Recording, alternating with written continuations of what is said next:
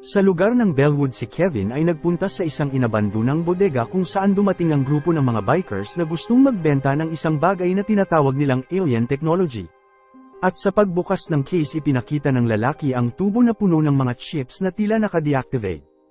At dahil hindi rin alam ng bikers kung ano ito tinawag ni Kevin si Gwen upang pag-aralan ang bagay at napagtanto ni Ben na ang bagay na ito ay nagdudulot ng panghihimasok sa Omnitrix. At dahil pagod ng magaksaya ng oras sinabi ng lalaki na hindi pa ito nakakakita ng mga mamimili na tulad nila at ang babae na naka-helmet ay sumagot na mga tebero sila sa isang lihim na interplanetary security troop. At dahil na-curious tinanong siya ni Ben kung paano niya ito nalaman at lumalabas na siya ay si Elena Valadez isang dating tebero na pinatalsik kasama ang kanyang ama na si Victor.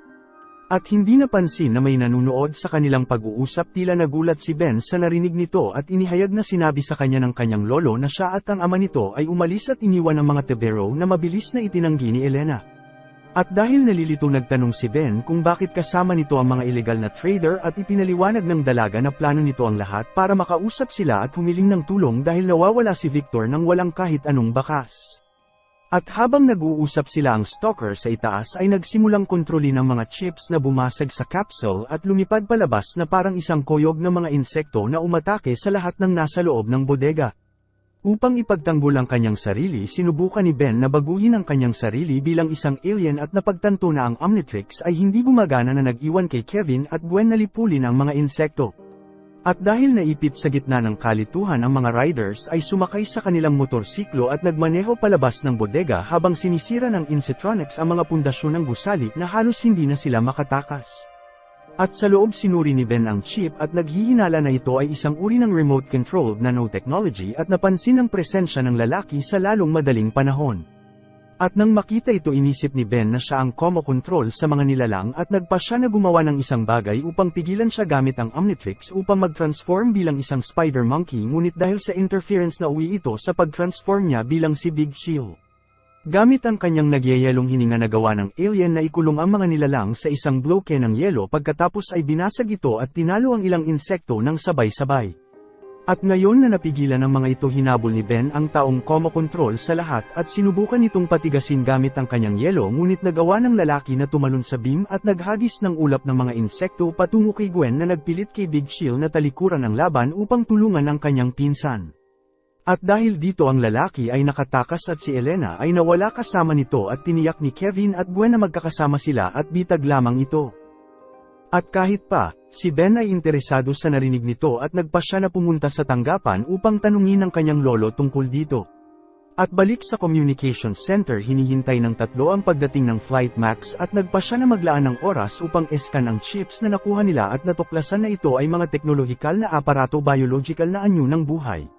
At dahil dito sinubukan ni Gwen na gamitin ang kanyang kapangyarihan upang basahin ang energy signature ng device ngunit hindi ito gumana at nagpa siya si Kevin na subaybayan ito gamit ang computer. At habang nagtratrabaho inimungkahi ni Ben na hanapin si Elena at nagsimula ang isang pagtatalo nila ni Gwen na natapos lamang nang dumating si Lolo Max sa lugar. At nang makita nito ang device na sinusuri nila sinabi ng matanda na nakita na niya ito hindi niya matandaan kung saan. At dahil naisip na isa itong pagkakataon sinubukan ni Ben magtanong tungkol sa pagpapatalsik kay Victor nang magambala sila ng alarm system na may nakapasok sa loob ng complex. Habang narating ng grupo ang silid ni Max kung saan naghihintay na saka nila si Elena. At sa oras na makita nito ang dalaga tinanong ng matanda kung ano ang ginagawa nito sa lugar at sinubukan siya paalisin ngunit kinampihan ni Ben ang babae at sinabi ang tungkol sa pagkawala ni Victor na malamang kinuha ng lalaki na komo-control sa mga chips. Gayunpaman ang lahat ay laban pa rin sa babae at dinala siya ni Kevin palabas ng lab at naiwan si Max kasama ang kanyang dalawang apo upang ipaliwanag kung ano ang nangyayari. At sa computer ipinakita ng matanda ang files ni Victor at naibunyag na nahuli itong nagnanakaw ng mga alien chips at pinaalis magpakailanman. At kahit pa, nakipagtalo si Ben na si Elena ay walang kinalaman sa pagkakamali ng kanyang ama at nangatwiran na ito ang magdadala sa kanila sa lalaking komo-control sa mga insekto ngunit tumanggi si Max na maniwala sa sinasabi nito at nagpa siya si Ben na kumilos ng mag-isa at kinuha ang motorsiklo ng kanyang lolo upang sundan ang babae ng mag-isa. At habang nagmamaneho sila sa lugar kung saan nakuha ni Elena ang mga chips si Victor ay naglalakad sa isang eskinita nang sinubukan siyang hawakan ng dalawang kriminal at sinabing hindi dapat ito naglalakad ng mag-isa. At sa kanyang tugon inihayag ng kontrabida na may kasama siya at nagpakawala ng libu-libong mga Insectronic na umatake sa dalawa at pumasok sa kanilang katawan at ginawa silang mga zombie. At dahil walang alam na si Victor ay hinihintay sila kasama ang mga zombie, si Ben at Elena ay dumating sa lugar kung saan ito natagpuan ang chips at nagsimulang maghanap sa lugar. Ngunit habang nag-iimbestiga sa loob ang kalaban ay nasa labas na kasama ang mga zombie at inilipat ang mga box sa isang transport company na kilalang Ship It. At sa kabila nito wala sa kanilang dalawa ang may alam kung ano ang nangyayari at patuloy silang naghanap ng mga clue hanggang sa marating nila ang laboratorio ni Victor kung saan nakita nila ang ilang mga notes at isang delivery form. At habang sinusubukan alamin ang nangyayari ang dalawa ay nagulat sa isang grupo ng mga kahina-hinalang tao na nag-alok na tumulong. Habang napansin ni Ben ang kakaiba sa mga mata ng mga tao at nakikita ni Elena ang mga chips ay nasa loob nila at napagtanto na ang mga taong ito ay kinokontrol ng mga alien na insekto. Nang biglang sinabi ng isa sa mga lalaki na gusto niya silang kunin upang dalhin sa kanilang reyna at nagsimula silang lumapit at nagpilit kay Ben na i-activate ang Omnitrix. Ngunit dahil sa interference hindi magawa ni Ben na pumili ng kahit na anong alien at napilitan silang tumakas. At matapos na dumaan sa fire exit na pagtanto ng dalawa na napalibutan sila at sinamantala ni Ben ang pagkakataon upang mag-overload ang Omnitrix na lumikha ng isang shockwave na nagtulak sa lahat papalayo at nagbigay sa kanila ng pagkakataon na makatakas.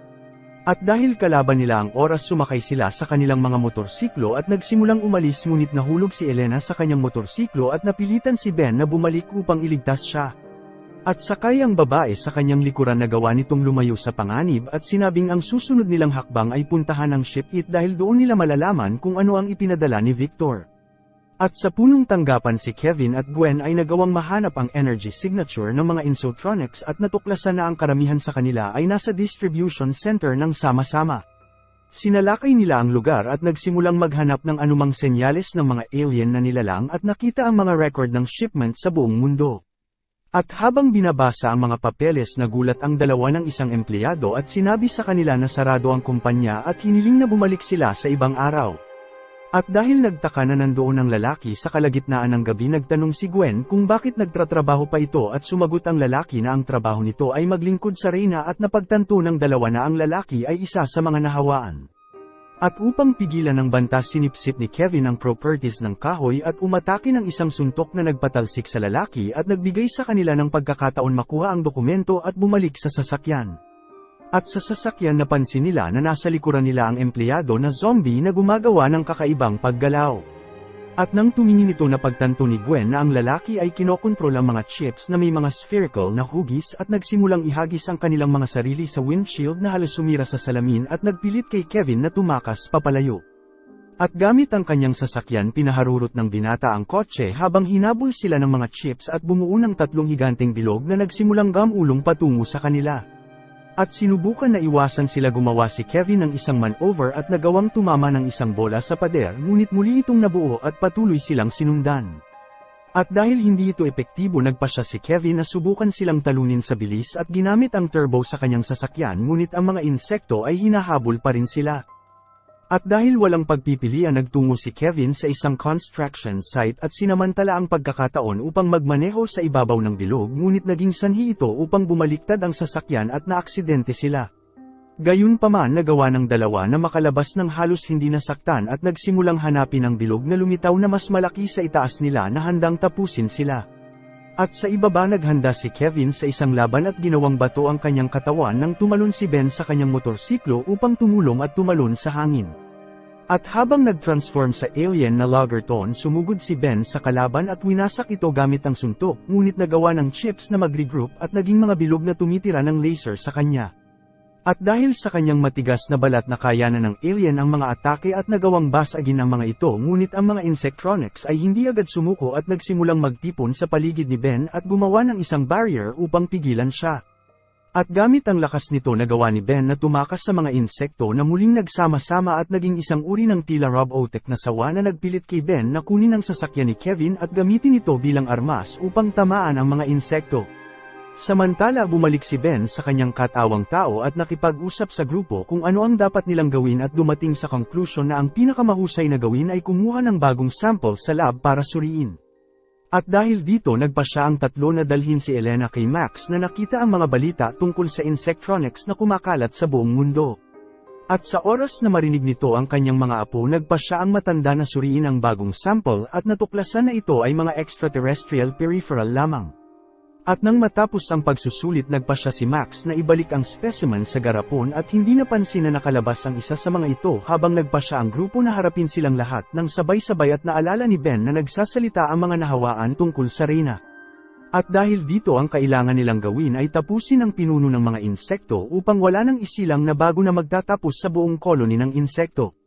At dahil may mahirap na misyon upang mahanap ang Reyna ang lahat ay nasa harap ng computer at sinusubukan ng lahat para makita ito ngunit dahil sa pananabik walang nakapansin sa kanila sa nakatakas na insekto na umakyat sa braso ni Max. At ilang oras ang lumipas nagpa siya si Ben humingi ng tulong sa kanyang lolo at nakitang nahawaan na ito at sinusubukan na umatake sa kanya. At nang marinig nila ang ingay dumating ang grupo upang tumulong at si Kevin ay nalutas ang problema sa pamamagitan ng pagsuntok kay Max sa ulo ngunit sa huli ay nag-ambala sila at pinaandar ng matanda ang smoke machine na humarang sa paningin ng lahat at nagawang makatakas sa tunnel nang hindi nila namamalayan. Habang nagpas siyang manatiling kalmado si Ben at inalala ang misyon na ibagsak ang Reyna ngunit dahil hindi nila alam kung nasan ito kailangan nilang bumalik sa computer upang hanapin ito.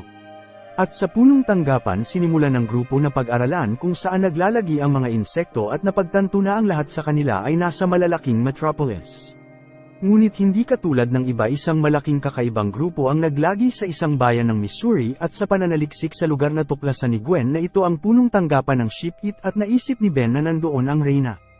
At dahil ang kanilang sasakyan ay nasira at kailangan humanap ng paraan upang makarating sa lugar nagpa siya si Kevin na dalhin ng regalo kay Ben sa kanyang kaarawan at ipinakita ang sasakyan na kanyang ginagawa. At gamit ang bagong sasakyan nagtungo ang grupo sa Missouri hanggang sa marating nila ang punong tanggapan ng Ship-It kung saan napansin nila ang malaking paggalaw ng mga nahawaan. At dahil nasa tamang lugar sila pumasok ang grupo sa pasilidad at nakita si Max na nakikipag-usap sa isa pang nahawaan ngunit dahil wala silang magawa upang tulungan ito nagpatuloy sila hanggang sa marating nila ang malaking assembly line. At sa gitna ng lahat ng ito nakita ni Kevin si Victor at napagtanto na siya ang nasa bodega sa panahon ng negosasyon ng mga chips dahilan upang talikuran ng lahat si Elena at iniisip na alam nito na ang kanyang ama ang nasa likod ng lahat ng ito. At upang ipagtanggol ang kanyang sarili sinabi ng babae na wala itong alam at inimungkahi ni Gwen na nahawaan ito sa dahilan na kumikilos ito na parang si Max. Gayunpaman hindi naniniwala si Kevin at inakusahan itong isang traidor ngunit muli kinampihan ito ni Ben at nagawang kumbinsihin ng iba na bigyan ito ng pangalawang pagkakataon. At dahil dito bumalik si Ben sa pagsuri kay Victor at napagtanto na naglalabas ito ng itlog at nangangahulugan na ang Reyna ay tiyak na sa katawan niya.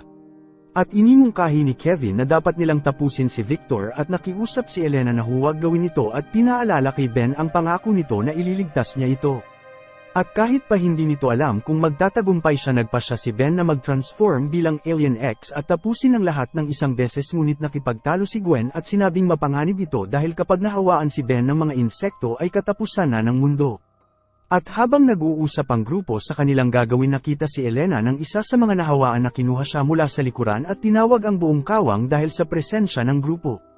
At dahil wala ng oras nagpa siya si Ben na gagamitin ito ang Omnitrix at pumili ng alien ngunit dahil sa interference ng mga insekto siya ay naging labis na maliit at naging isang nanomech isang hybrid na alien na pinagsamang tao at nanochip. At pagkatapos ay lumipad patungo kay Victor at mas lalo pang lumiit hanggang sa magawa nitong makapasok sa ilong ng kalaban kung saan naririnig nito ang boses ng Reyna sa sandaling pumasok ito.